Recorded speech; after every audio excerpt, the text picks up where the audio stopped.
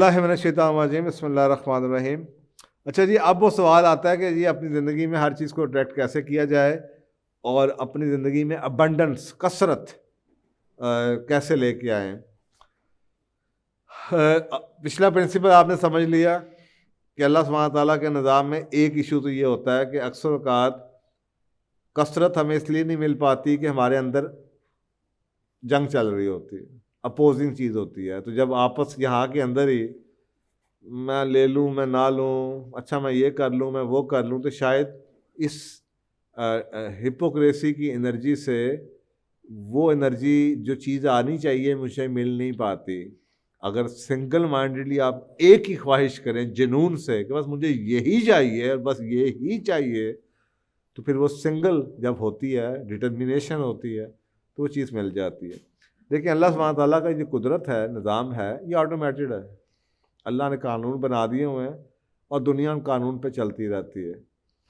और इसी वजह से आप देखते हैं कि वो कानून चाहे मुसलमान हों, चाहे क्रिश्चियंस हों, इस दुनिया में कोई भी हो, हिंदू हों, पारसी हों, जो अल्लाह के कानून को जाने या ना जाने बगैर भी वो कानून पे अमल होता रहता है, क्योंकि अल्लाह के कानून जो ये जो कुदरत चल रही है, एक साइंस है। तो साइंस जो सी है ना, वो इर्रेस्पेक्टिव कि मेरा रिलीजन क्या है, उसका काम है। मसलन ग्रेविटी, लॉ ऑफ ग्रेविटी है।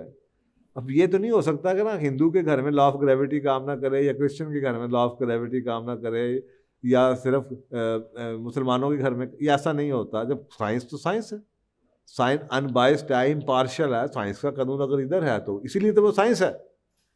तो ये जो अल्लाह के कानून हैं, ये भी साइंस हैं, ये चल रही हैं, और लोगों को चीज़ें जो मिल रही हैं वो किसी वजह से मिल रही हैं, और हमें समझ नहीं आ रही। इंसान उसको मनी देने की कोशिश कर रहा है अपनी अकल के मुताबिक। लेकिन आप ये नहीं देख पा रहे कि अल्लाह सुब्हानहू तआला या इसके बारे में जो हमारे पास डिवाइन गाइडेंस है वो क्या है। वो मैंने आपको एक चीज़ बता दी कि उसके लिए एक बात तो वही है कि हमारे अंदर अपोजिंग एनर्जी नहीं होनी चाहिए। अब देखें, ये जो कायनात की जो चीज़ें हैं ना, अल्लाह सुब्हानहू तआला कहता है कि दुनिया में हर चीज़ की कसरत है। हमें बताया जाता है कि चीज़ों की कमी है। अब क्वेश्चन ये है कि जी अक्सर लोगों की लॉटरी एक नंबर से रह जाती है, मेरिट एक दो नंबरों से रह जाता है। अब सवाल ये उठता है कि ये क्यों हो रहा है। भाई, आपको बीमारी मिल रही है, लड़ाइयाँ मिल रही हैं, दूसरा साथ वाला शख्स उसको जनाब सेहत मिली हुई है, उसको जनाब रिश्ते अच्छे हैं, उसके दोस्त यार अच्छे हैं, उसको इज़्ज़त मिली हुई है। तो ये जो जितनी भी अल्लाह की नेमतें हैं, ये अल्लाह ने तो बंडन से पैदा की हुई हैं, आपको नहीं मिल पा रही, अल्लाह के पास मौजूद हैं। और जिस दिन आपको मिलनी है उस दिन अल्लाह ने वो चीज़ पैदा नहीं करनी है आपके लिए, वो चीज़ ऑलरेडी पैदा हुई हुई है। मसलन एक सिंपल सी जो गाड़ी, मेरी आपका जो बच्चा है उसको जो कुछ मिलना है ना, उसको जो रिस्क मिलना है, अल्लाह ने उस दिन नोट छाप के नहीं उसको देना है। वो ऑलरेडी नोट छपे हुए हैं, उसका जो रिस्क है वो आगे ही कहीं इधर ही मौजूद है, अभी शायद किसी और की जेब में है। तो ये याद रखें कि अल्लाह का निज़ाम में वुसअत भी होती है लोगों के साथ साथ, और चीज़ें मौजूद हैं, वो आप तक नहीं पहुंच पा रहे। अच्छा, अब कुछ को मिल रहा है, किन को मिल रहा है? जो लोग उस चीज़ को अट्रैक्ट कर रहे हैं अपनी तरफ। और इसके ऊपर इसको हम लॉ ऑफ अट्रैक्शन, आपने बड़ा पढ़ा होगा, इसमें किताबें लिखी गई हैं, इसमें मूवी बनी है सीक्रेट के नाम से। जिंदगी में अल्लाह सुब्हानहू तआला की दुनिया में हर जो मैटर है ना, उसकी एक फ्रीक्वेंसी है। दुनिया में हर नॉन मैटर फिजिकल जो चीज़ है उसकी भी एक एनर्जी है। मसलन रूह एक एनर्जी है, इसी तरह मोहब्बत की भी कोई फ्रीक्वेंसी होगी। कई लोग बेचारे ऐसे हैं जिनको मोहब्बत मिल नहीं पाती, और कई लोग ऐसे हैं जिनको मोहब्बत मिल ही जाती है। कई लोगों को दोस्त नहीं बन पाते, कईयों के दोस्त बने जाते हैं। कईयों को रिस्क नहीं मिलता, कईयों को रिस्क मिल ही जाता है। तो ये सोचने की बात ये है कि क्या हो रहा है ये निज़ाम में। तो अट्रैक्शन, लॉ ऑफ अट्रैक्शन जो इसी कानून के अंदर से निकलता है, वो ये कहता है कि ये निज़ाम है, ये अल्लाह की सारी नेमतें पड़ी हुई हैं, और इस निज़ाम में जितनी नेमतें हैं हर एक की फ्रीक्वेंसी है। अब मुझे अगर इसमें से पैसा चाहिए तो पैसे की जो फ्रीक्वेंसी है, अब ये फ्रीक्वेंसी ऐसे समझें कि जी रेडियो फ्रीक्वेंसी है। मैं आपको एग्जांपल ऐसे देता हूँ जी, इस वक्त आपके शहर में कई एफएम चैनल्स चल रहे हैं रेडियो के, लेकिन आपके को आवाज़ नहीं आ रही जब तक कि आप उस रेडियो चैनल की फ्रीक्वेंसी के साथ ट्यूनिंग ना करें।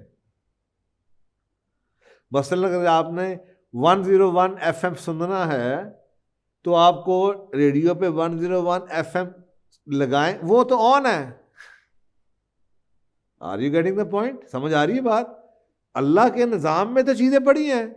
जैसे कि इस वक्त शहर के अंदर रेडियो स्टेशन तो 10, 15, 20 जो भी हैं वो ऑन है, आपको आवाज़ नहीं मिल रही।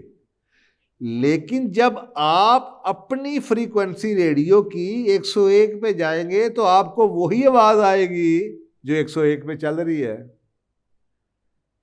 अब वो आपको आवाज़ आ गई क्योंकि अब आपने फ्रीक्वेंसी से के ट्यून किया 101 के साथ। इसी तरह अल्लाह के कानून में आपके इर्द गिर्द वो सारी नेमतें पड़ी हैं जो आपको चाहिए, आप तक नहीं पहुंच पा रही क्योंकि आप की फ्रीक्वेंसी उस फ्रीक्वेंसी से मैच नहीं कर पा रहे। ये उन चीजों की कमी नहीं है, वो याद करिए सूरत की आयत 11, इन्नल्लाह ला युगय्यिरु मा बिकौमिन हत्ता युगय्यिरु मा बिअनफुसिहिम। अल्लाह नहीं बदलेगा किसी कौम शख्स फर्द की हालत को जब तक कि तुम वो ना बदलोगे जो तुम्हारे दिलों के अंदर है, अपने अंदर है। तो उस वक्त मैंने आपसे ज़ाहिर किया था कि आपके अंदर यकीन है, लेकिन अब आप इसी आयत को इसके साथ प्रिंसिपल के साथ लगाएं कि जो तुम्हारे अंदर है, इसका मतलब है जो तुम्हारे अंदर फ्रीक्वेंसी है उसको चेंज करो, तो जो बाहर की चीज़ है वो खुद ही फिर तुम्हें भागना नहीं पड़ेगा, फिर वो चीज़ खुद तुम तक आएगी। मसलन अगर एक फ्रीक्वेंसी अल्लाह ने कहा हुआ है कि वो बंदा मेरा ये काम कर दे, तो फिर इनको तो अल्लाह कहता है कि अल्लाह इनको, इनका रिस्क अल्लाह कहता है इनको खुद पहुंचाओ रिस्क। आपके सामने ऐसे ऐसे सूफी सेंट्स नज़र आते हैं जो जनाब बेआबान जगहों पे गए और उनकी एनर्जी क्या होगी कि उन जगहों पे शहर बस गए, लोगों ने उनकी तरफ आना शुरू कर दिया, वो तो नहीं गए। यही लॉ ऑफ अट्रैक्शन आप रिश्तों में लगा दें कि अगर मेरे यहाँ पे एक फ्रीक्वेंसी है तो वो उसमें इतनी मकनातीसी सलाहियत है कि वो इस कायनात से कहीं भी उस सलाहियत के मुताबिक जो खातून हैं वो खुद आ जाएंगी मेरे पास। ये है लॉ ऑफ अट्रैक्शन कि आप जैसे हैं, और यही कुरान पाक में सूरह नूर की आयत थी, वो खबीस और तैयब वाले। आपके इख्तियार में अपनी फ्रीक्वेंसी है। इशू ये है, ये नहीं है कि आपको आपके इर्द गिर्द नहीं है, इर्द गिर्द तो बहुत है। इशू ये है कि आपको नहीं मिल पा रहा क्योंकि आपका मकनातीस कमज़ोर हुआ है, उसकी वो फ्रीक्वेंसी नहीं है जो वहाँ से वो अल्लाह की नेमत जौन सी है उसको खींच पाए।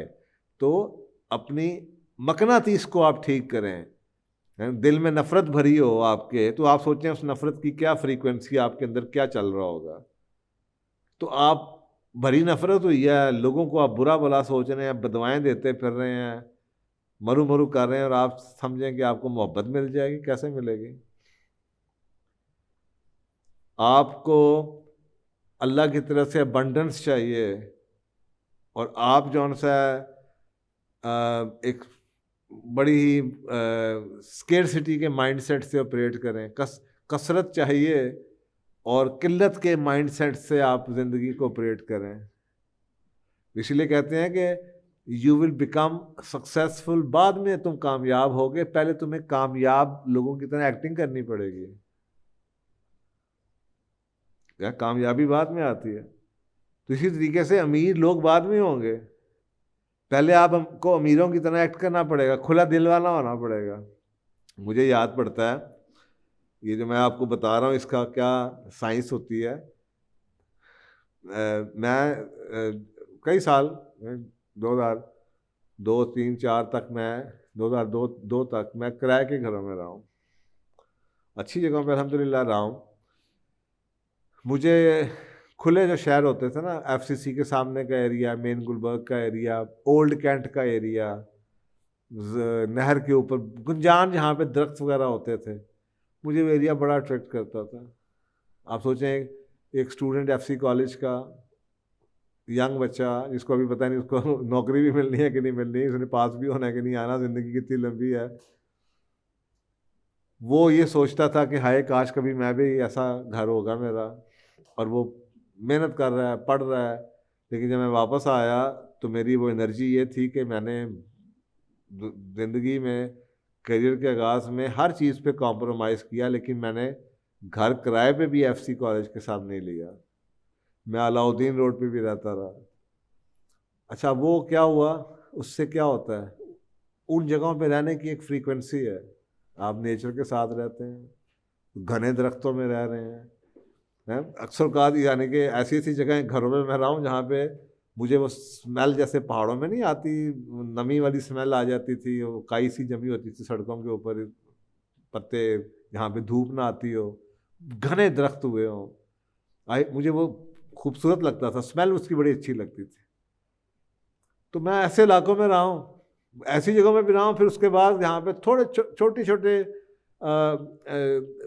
घरों में भी रहा हूँ मैं, लेकिन रहा उन्हीं इलाकों में हूँ। अच्छा, मेरे जब घर की शिफ्टिंग होती थी तो ट्रक भर के गमलों का जाता था कि लोग परेशान होते थे कि यार एक ट्रक में घर का सामान और एक ट्रक पूरा गमलों से भरा हुआ।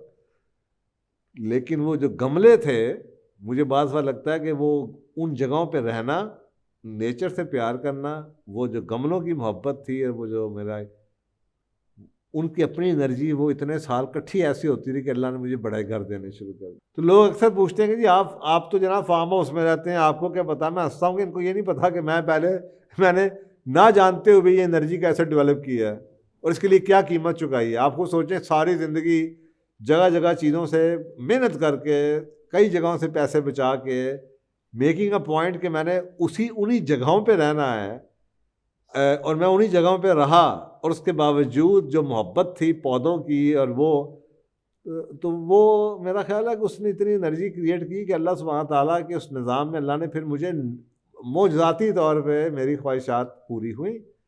मैं तो उसको कह रहा हूँ ना मौजज़ाती तौर पे, लेकिन असूली तौर पे ये अल्लाह का कानून है। हम उन चीज़ों को देख नहीं पाते। हम समझते हैं हमें फार्म हाउस मिलेगा तो हमें पौधों से मोहब्बत होगी। ऐसा नहीं होता। आपको फार्म हाउस उस वक्त मिलेगा जब आपको पौधों से मोहब्बत होगी। अल्लाह ताला कहता है ना, अगर तुम शुक्र अदा करो तो मैं तुम्हें और दूंगा, और अगर तुम ना शुक्री करो तो मेरा अज़ाब भी सख्त है। तो बुनियादी तौर पे किसी चीज़ का हक़ अदा करना ज़रूरी होता है। अगर आप हक़ अदा नहीं करेंगे तो आप वहाँ पे क्यों रहेंगे। आपको उस जगह का हक़ है।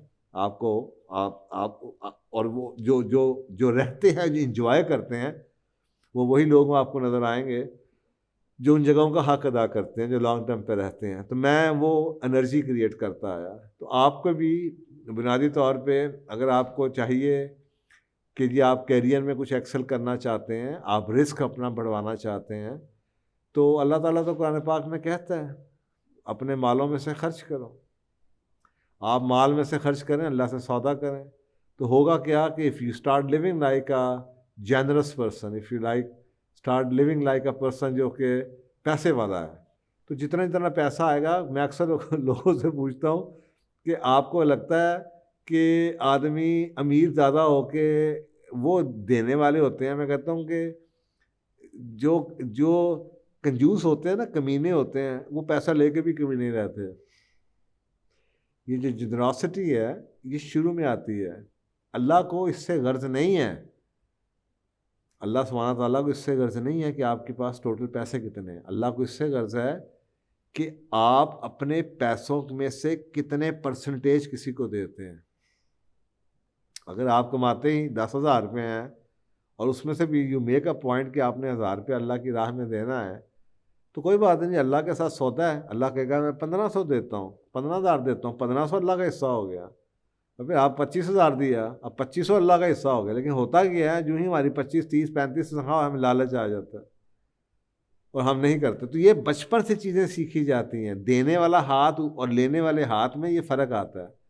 तो जब आप इस तरीके से अबंडेंस लेने के लिए ज़रूरी है कि कामयाबी लेने के लिए ज़रूरी है कि आप पहले वो बन जाएं जो आप बनना चाहते हैं। जब आप वो बन जाएंगे, व्हेन यू एक्ट कि आई हैव बिकम सक्सेसफुल, तो आपकी एनर्जी चेंज हो जाएगी, आपकी फ्रीक्वेंसी चेंज होनी शुरू हो जाएगी और सक्सेस आपकी तरफ आनी शुरू हो जाए। अभी आप कामयाब नहीं हुए, कामयाब बनना चाह रहे हैं, लेकिन यू स्टार्ट एक्टिंग, यानी कि आप वैसे ही चलते हैं, वैसे ही आदतें रखते हैं, वैसे ही कपड़े पहनने शुरू करते हैं जैसे कामयाब लोग हैं, वैसे ही रूटीन बनाते हैं। अब कामयाब लोग बैठ के जनाब रोज़ सड़क के ऊपर खड़े होकर पान सिगरेट की दुकान पे और टिक्के तो नहीं खा रहे होते ना। They are always busy people, they are reading books. तो यू स्टार्ट एक्टिंग लगे आप कामयाब हो गए हैं। दोस्तों के कहते हैं यार मैं बिजी हूँ, खाना शुरू खाने के ऊपर टाइम नहीं लगा रहे, बुक्स पे बैठे हुए हैं, दोस्तों से टाइम बचा रहे हैं, फजूल किस्म के जो पब्लिक ओकेजन्स चल रहे हैं आपके एंटरटेनमेंट के, उनसे आप अवॉइड कर रहे हैं, अच्छे कपड़े पहन के बाहर जा रहे हैं, आप अपने दिमाग को ट्रेन कर रहे हैं कि आप आई एम बिजी, तो आप ऐसे ही एक्ट कर रहे हैं। आप उन दोस्तों के साथ मिलते हैं, अपने दोस्त बदल जाते हैं आपके, आप उन लोगों से मिलते हैं जो कामयाब हैं, आपका माइंड को सिग्नल मिलता है। आपको आप चाहेंगे कि किसी ऑलरेडी आप किसी कामयाब शख्स के चाहे चपरासी लग जाए जाके, आपको उसको देखने का मौका मिल जाता है। मैंने जब करियर शुरू किया होटल्स के अंदर, रेस्टोरेंट्स के अंदर, तो मैं अक्सर लोगों से कहता था, मैं अभी भी लड़कों से कहता हूँ, काउंसलिंग के अंदर मैं उनको मशवरा देता हूँ, मैं कहता हूँ बेटा क्या बनना है, जो भी कह दें। मैं कहता हूँ बेटा आप अभी क्यों नहीं उसके साथ काम करते, जब भी हमें कौन नौकरी देगा जी, अभी तो पढ़ रहे हैं। मैं कहता हूँ यार तुम चपरासी भी लगना पड़े ना उस अदारे में या उस शोबे में, जिस शोबे में तुम जाना चाहते हो, तुम्हारे लिए बहुत बेहतर है, क्योंकि तुम्हारी एनर्जी चेंज हो जाएगी। अगर मैंने अस्पतालों में ही काम करना ज़िंदगी में, तो मेरे लिए कितना अच्छा है कि मैं अपनी इंटर्नशिप भी किसी अस्पताल में करूँ, चाहे मैं चूड़ा लग जाऊँ, चाहे मैं कैंटीन खोल के बैठ जाऊँ, मुझे अस्पताल का कल्चर तो पता चल जाएगा। अगर मैंने पढ़ाना है तो मुझे क्या इंतज़ार करने की ज़रूरत है कि मैं पीएचडी करके किसी यूनिवर्सिटी का टीचर क्यों लगूँ। अगर मैंने पढ़ाना ही है तो मुझे तो चाहिए कि मैं 6वीं 7वीं के अंदर ही चाहे दूसरी तीसरी के बच्चों को पढ़ाना शुरू कर दूँ, अपने घर के मुलाजिम के बच्चों को पढ़ाना शुरू कर, एनर्जी क्रिएट करना शुरू कर दूँ, फ्रीक्वेंसी मैच करना शुरू कर दूँ, टीचर बनना शुरू हो जाऊँ। तो ये है जनाब ज़िंदगी में अबंडेंस को अट्रैक्ट करने का तरीका। अपने अंदर की केमिस्ट्री और फ्रीक्वेंसी को मैच करें उन चीज़ों की फ्रीक्वेंसी जो अल्लाह सुब्हाना ताला ने डिटरमिन की हुई है कि मोहब्बत किसको मिलती है, सेहत किसको मिलती है, दोस्ती किसको मिलती है, प्यार किसको मिलता है, इज्जत, इनकी ऑलरेडी एग्रीड अल्लाह के निज़ाम में फ्रीक्वेंसी है। आपको चाहिए वो फ्रीक्वेंसी तो लें, आपको मिल जाएगी। सो आई थिंक ये बेसिकली, ये अगर आप रूल याद रखें कि उधर कमी नहीं, यहाँ का मकनातीस वीक है जो कि उसको पकड़ नहीं पा रहा, और उसकी बुनियादी वजह पिछले प्रोग्राम से अटैच कर लें। शायद ये हो सकती है कि आपके अंदर अभी भी बाट टू रिफ चल रहा है और आपके अंदर अभी भी 2 अपोजिंग एनर्जियाँ हैं। अगर आप कहते हैं मैं बहुत मेहनत कर रहा हूँ जिस एनर्जी के लिए, तो फिर शायद अपोजिंग एनर्जी अभी नहीं निकल पाई, क्योंकि अल्लाह का वादा है क़द अफ़लह मन ज़क्काहा, जिसने निकाल दी वो कामयाब होगा, और हमें बिलीव करना चाहिए। थैंक यू, जज़ाकल्लाह।